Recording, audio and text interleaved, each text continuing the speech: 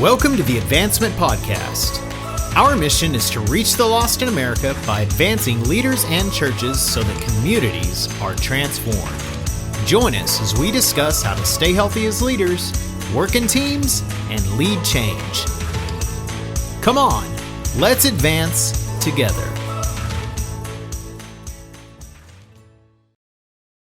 Welcome back to another episode of the Advancement Podcast. We're so glad that you are with us today. If you're enjoying what you're listening to, if you could go subscribe wherever you're listening to your podcast, if you could give us a rating on those podcast platforms, it helps increase our exposure. If you're watching on Facebook or YouTube, you can go like our Facebook page and subscribe to our YouTube channel.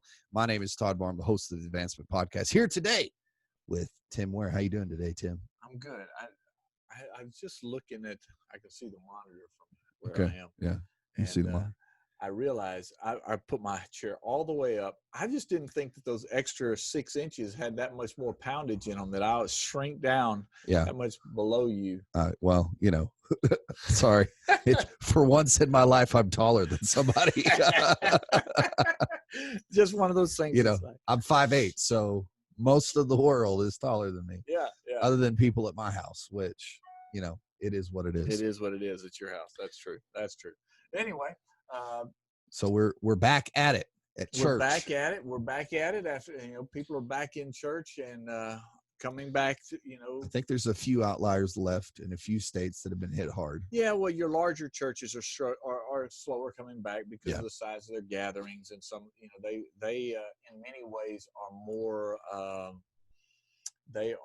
like a sports event. Sure. And well, as far as their size, yeah, for sure. Yeah, well, even their venues and things like that. So being, there's some things like that still happening. This past weekend being the first Sunday of June, there were a lot of churches that had. Obviously, we're recording today. Yeah. When this comes out, it'll be further in. But as of today, the 1st of June was a weekend where people kind of, at June 7th, had a lot of people plan to come back. There were some cities where the ministerial groups had bound together across all churches or the majority anyway, and they had pushed in and chosen this day. So I'm excited to see how, I think the church is on the move as far as with their Sundays. Yeah. And so that's cool. Our kids came back this week. You brought kids back. Yeah. And so that we had a spike in attendance of 25% almost from the week before. So, I mean, surprisingly, people want to dump their kids off and go to church. I don't know why that should surprise us, but. Oh my gosh. Well, but I think there's been stuff that, when COVID first hit, a lot of people were making speculative answers and predictions about what to do and how to respond.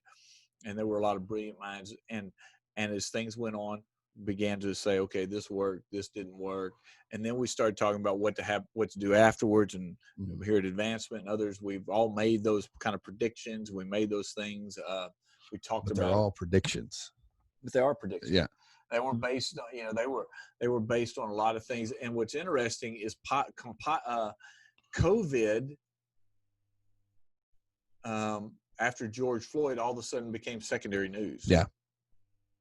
In our society, but it was still going on. That's why we had, last week we had Chris De Laurentiis on to talk about those things, that compounding crisis piece of COVID and George Floyd from Minneapolis. And if you didn't listen to those episodes, go with listen. Chris De Laurentiis, they're phenomenal.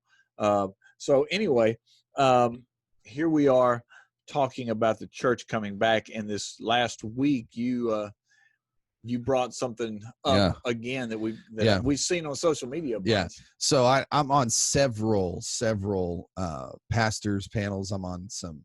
We're AG, so I'm on several AG pastor panels or pastor groups on Facebook. I'm on a few that are ecumenical. And one thing that I saw across every pastor platform was the new George Barna group, their new report, and it's titled, "What Research Has Revealed About the New Sunday Morning." And it's doing statistics on what the new Sunday morning looks like. Now it's looking primarily at the online statistics of during COVID-19, and people were shocked and astonished at what they saw. Yes, they were. I saw the first time I saw it. I saw parts of just one graph of the graph, and I questioned it. I said, "It's like that can't be right." Well, what I said was, "Where's the data behind this?" We need to, that statistics are a powerful tool. I love using statistical analysis in coaching and consulting and in all these things. I'm a numbers kind of guy a lot of times, but you always headlines are designed to be provocative. Yeah. So when you sent this to me, I went and I finally did the research, and I went and read all the stuff. And this one segment that everybody was so excited would be the wrong word, because no, they were excited, just negatively excited. So the one that got them stirred up was this that said this was, are churched adults attending online? That was the question. And the number that everybody was posting was that 40% streamed their regular church online, 23 streamed a different church, and 48% streamed neither. Yeah. Okay, so that was the shocker, and but that's what destroyed our whole world. Well, okay, so let's just talk about for a second. First of all, as you go look at this, you'll see that what Barna's doing is they release every year a series of State of the Church. Their State of the Church. So this is their State of the Church in 2020, and they've added this. They've put this COVID piece in. So if you were to go to their website, there's a series of articles that all kind of, they're connected, but they've got a strong piece. And when I first saw that, I questioned it. I go, I did. And when I went back to look at it, and I looked at, one of the things about statistics is you have to always, you need to understand the research. Yeah. You need to look at the numbers behind the numbers, because the big overarching things are usually a compilation, and they don't tell the full story. Yeah. So if we just take that one graph that everybody freaked out about, so let's ask the question. Well, I freaked out too. So okay, I'm not making fun of everybody. I was on the freak out train. Okay. I was not on the freak out train. I was not on the freak out. It was going whoop whoop, and I was on it. So the statistic says this was a question posed to adults, and I'm sure it's done by phone survey. Most stats are. Well, that's what they said at the end of the article. That's what they did. Well, call people. Whether it's Gallup or it's Quinnipiac, or statistical data is all normally done through phone bank and through phone questioning, some mail. Which no one's ever called me for any of these, by the way. No, well, Rachel and I used to be members of the Gallup panel, which was cool. So we got every month we got a survey in the mail. That was pre-email days, and then we started getting them by email. Did they deliver by horse? Was it that long ago? No. And every once in a while they would call you up. Yeah. So you had these. So when we were part of the panel, so I'm sure that I don't know how these guys some of these random people do it, but anyway, the big deal is that they break the data down between churched adults, which is all churched adults, and that's the number that everybody's freaking out about: 40, 23, and 48. The question was, in the past 4 weeks, I have A, streamed my regular church online, B, streamed a different church online, or C, neither. Yeah. So they overall churched adults, churched adults. It was 40% their regular church, 23% another church, and 48% neither. So the first question we have to ask is, because we know that there was a substantial amount of churches, especially our smaller churches, that were behind the curve digitally. Right. So is that 23% affected by the fact that they didn't have an option? I guess it's possible. There is quite like some of them might say, well, I would have streamed my church, but I couldn't. Yeah. Or people don't have internet. When you talk about the percentage of the church that's boomers and traditionalists and then the aging populace that may not have internet or have that capability. So let's just give a little grace to the numbers that maybe some of those people were watching something else because they just didn't have access. Yeah. Because their church couldn't get there. But when I started looking at the data, the story behind the numbers, if you look at it, says that they broke it up into two other groups: practicing Christians who are church attenders and other churched adults. Right. This is the kicker. When you ask the first question, I stream my church online, 53% of people who say they were practicing Christians watch their local church. Right. And only 25% of those who are, well, I go to church, but I'm not a practicing Christian. Yeah. So first of all, pastors, relax. Over half of the people who are practicing Christians in your church actually watch your services. Well, you provided but what you're suggesting is, though, the numbers may be skewed a hair, and it may be even higher than that if you were already a tech native before this started. That's true. Yeah. Because for us, our platform was built before this started. Been built. That's right. So it wasn't unusual for our people. Yeah, and for people who were in a non-tech piece, this number actually is likely to have been higher. But even if you look at the next one, so it says that those who streamed a different service online. Here's where you see that, because it says that 23% overall of churched adults, they streamed a different church, and practicing Christians, 34% streamed a different church online. Now you also have to go back to the original question. It says, in the past 4 weeks, I have. It doesn't mean that I did it every week. Oh, yeah. Yeah. It doesn't mean I just skipped out on Pastor Todd. Yeah. Well, yeah. Okay. I mean, because every week I would watch 3 to 4 services. Yeah. But you're not the normal practicing Christian, That's air true. quotes. That's true. But so the interesting thing, though, is only 16% of church-going adults that do not declare and define themselves as practicing Christians watched a different church. I think the big number here, see the neither is what freaked everybody out. Right. 48% of churched adults didn't watch anything. Well, that number is so skewed because 65% of the people who say we're not practicing Christians didn't watch church. Right.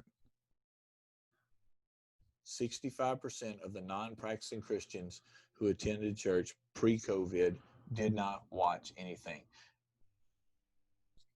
Why would I be surprised by that? Right. Yeah, and I think the number they were more surprised about was the 48%. That was more jarring to me than that 48% is skewed because 65%. That's an average. The vast majority of that number were people who are not practicing Christians. Yeah. So, Tim, what would you say looking over this article? Before I want to say, pastors, ease up. Gentle. It's okay. It's okay. Yeah. So we're going to drop the article in the show notes if they want to look at it. Right? Yeah. Okay. So you can follow, you can play along at home if you'd like to. Yes, we'll but here's your gut reaction, Tim, when you're looking at this article, when you see the research. What are the new emerging trends for the church? What do they seem to be? Because yes, we're playing weatherman. Yes, we're predicting. I get it. Okay. Well, I think the truth is what we know is we've got to do better with our online platforms. Okay. And I think that's. I think we've all learned that. We're learning. Yeah. We learned that. I don't know. I'm not sure about new and emerging as much as this seems to confirm. If you dig in that same article, there are some other, let's do it like this. There are some other things that they look at. They look at engagement in digital faith in the past 4 weeks, and this is they're only breaking up between practicing Christians and non-practicing Christians. Yeah. So we know that I watched my church's worship service, it's 8% to 53%. Yeah. You know, I listened to or watched a religious message of any kind, 42% to 13%. Yeah. You know, I thought the one that was the big shocker here was I had contact with a leader from my church. Yeah. 30% of practicing Christians actually interacted with we'll say a staff person. Yeah. And only 4% of non-practicing. Yeah. Let's take a moment and hear a word about advancement. Do you feel like your church is stuck in a rut?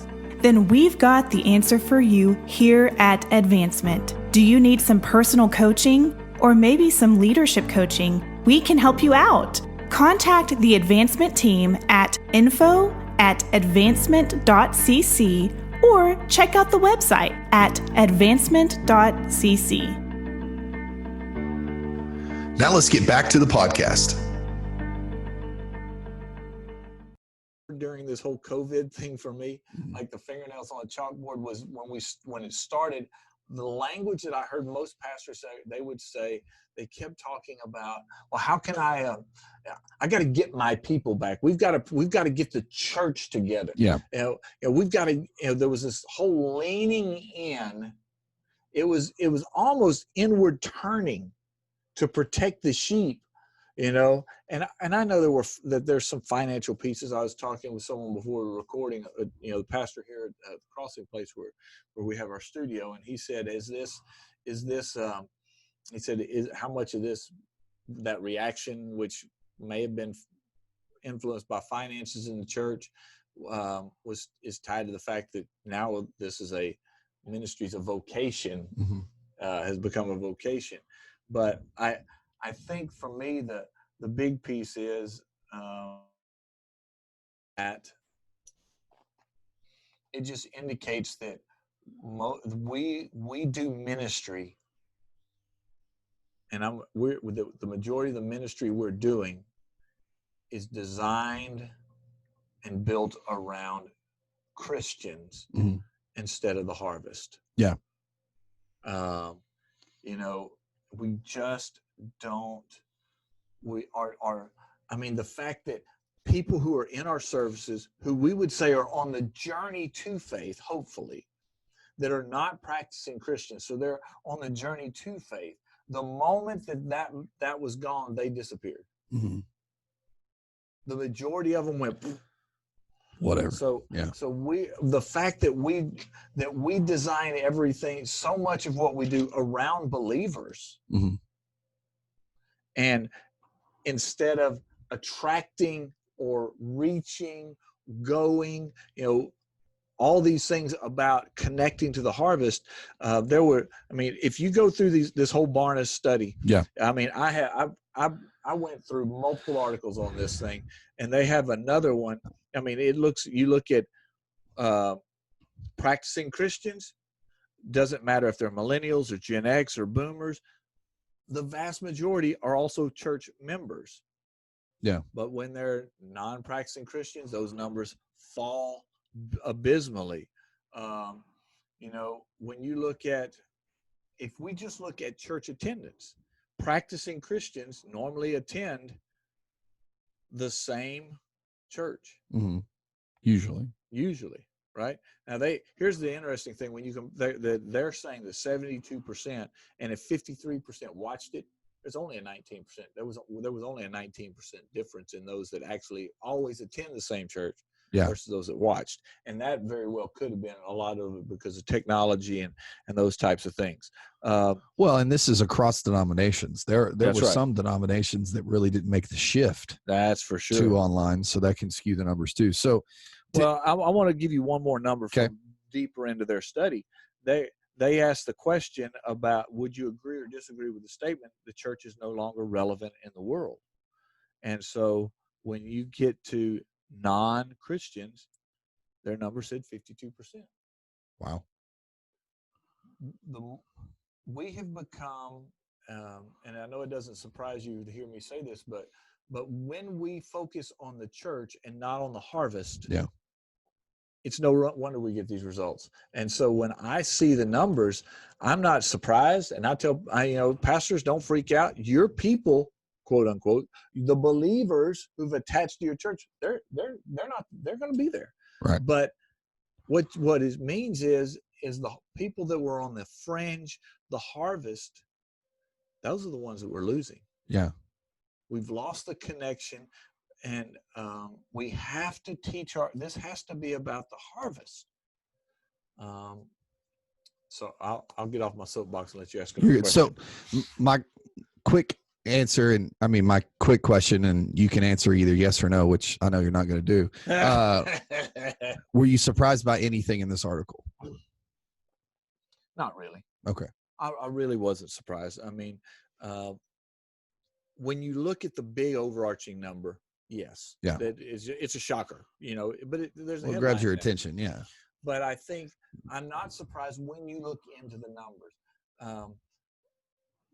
When we were talking about vision a few weeks ago, we talked about, we didn't go into this part, but there's missional drift. I mean, I don't know if you ever, I used to live on the coast, so we would go out. I actually spent a summer working on an oyster boat, and when I was just out of high school, like my first summer. Do you still eat oysters? I didn't eat oysters then, and that'll break you. I want to do a lot of stuff. Right?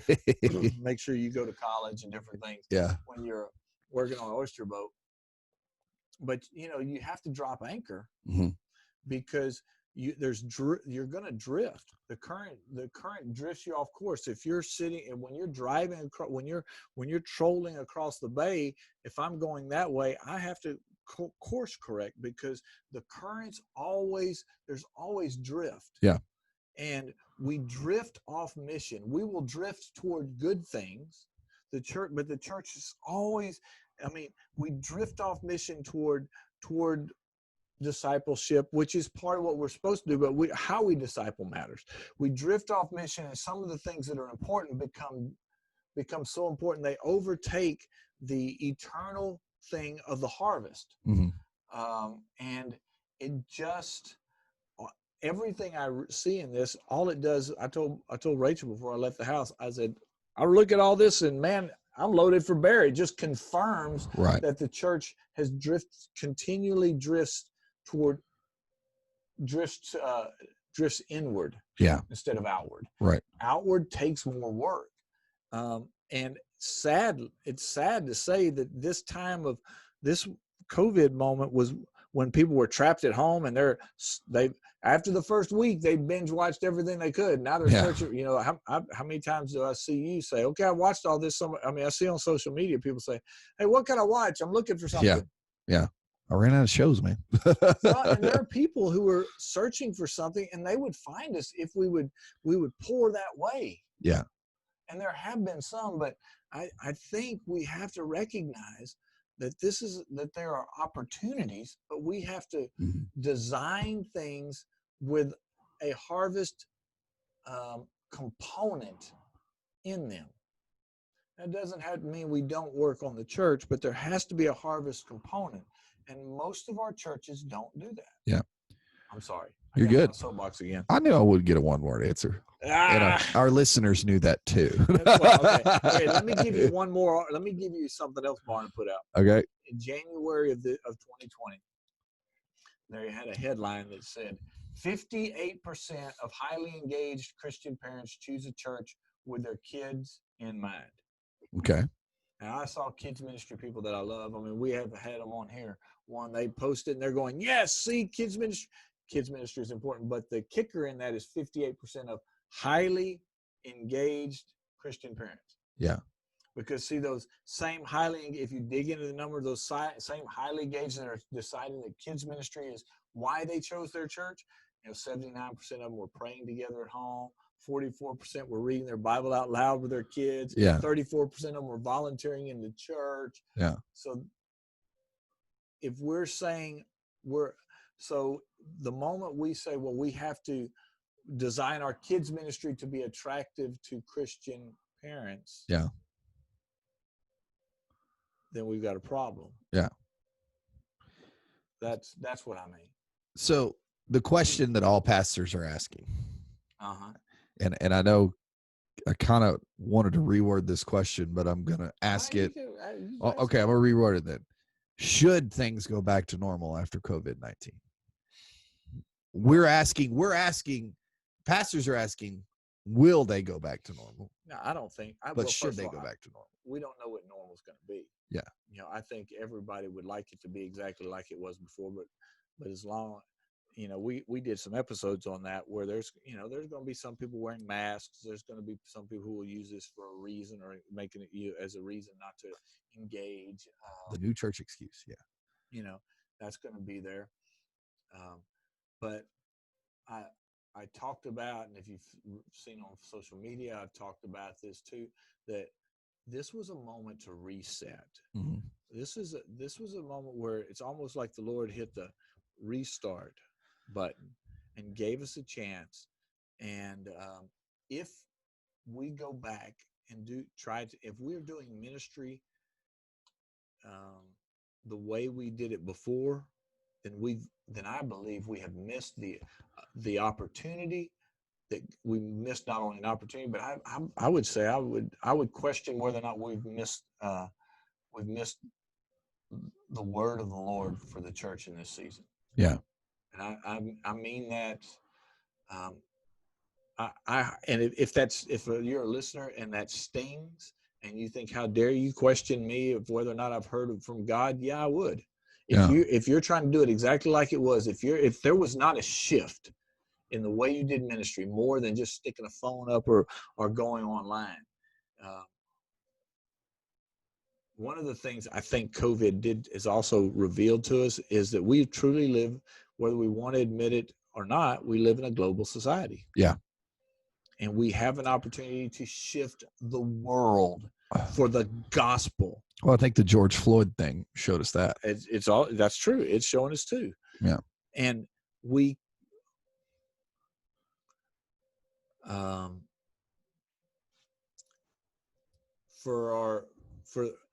it doesn't matter what theological perspective you come from.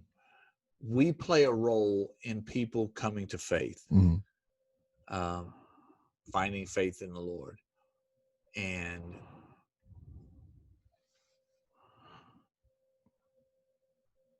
for so long in America, the church was a dominant force. Right. It was a dominant force. And so we could focus inward because there was this inertia. Mm-hmm. Back in the day when not all television stations were 24-hour, and they'd go to the lines between midnight and 6 a.m. I do remember that. Yeah. They would open every morning with the Pledge of Allegiance, and they might have somebody say a prayer. Yeah. Those days are gone. What was that number I read? That 52% say that the church is no longer relevant. That's non-Christian. The interesting thing is that practicing Christians, that even 20% of them think that. Isn't that interesting? Yeah. And so here we are now. I will say that all U.S. adults in that survey that says that it's about 30% say that say that the church is no longer relevant. But that's not the world's fault. That's our fault. Yeah. We have to be about the Father's business. Yeah. And I find it interesting when I read the Gospels that Jesus, yes, he had moments he had moments when he was in the temple. We know those things, but the majority of what he was doing was spending time out. Yeah. And actually, the majority of the time, he was not even teaching the Scripture. Now, that society, the Jews had a understanding of the law, but he was always teaching something beyond that. But he was out. He was in the field working. We need to gather back together as the church But the church is supposed to gather so it can go, not gather so it can hold and stay. And that seems to be the predominant attitude that prevails the pastorate in most of our churches that I run into. Yeah. And that saddens me. Yeah. Well, Tim, thanks for talking about the article. I got all preachy today. Sorry. You got a little preachy. It's all right. I don't throw these things at you and expect you not to get preachy. So, I mean, yeah. Okay. What did I say that surprised you today? Nothing much. I mean, I pretty much figured you were going to say, I pretty much figured you were going to say, it's all my fault. I need to be better. What did I say? Anything that was worth a takeaway today? No, it was good. I think we have to what you said, and we've said it over and over and over again. You have to focus on the harvest. This COVID-19 showed us something. Now the question is, are you going to adapt and reach the culture better, or are you just in a hurry to get back to the country club mentality of my people are here, I'm only worried about my people, that kind of stuff. I think the numbers that when you look at them give us another cool indicator. Yeah. Is how much of the harvest has been sitting in our buildings. If this percentage are not practicing Christians. Yeah. We have some of the harvest has been sitting in the building. In the building with us. Yeah. And that's substantial. Yeah. That's significant. We got a lot of work to do. Yeah. All right. Cool. Thanks, Tim. Time. Yeah, we'll see you next time on the Advancement Podcast. And on the Advancement Podcast. Advancement Podcast. Yeah. It keeps. If you would like to keep this content coming, all Tim and Todd ask is $1 per show. See how to give, maybe even sponsor an episode or series on the website advancement.cc. Until next week, continue to advance the mission of Jesus.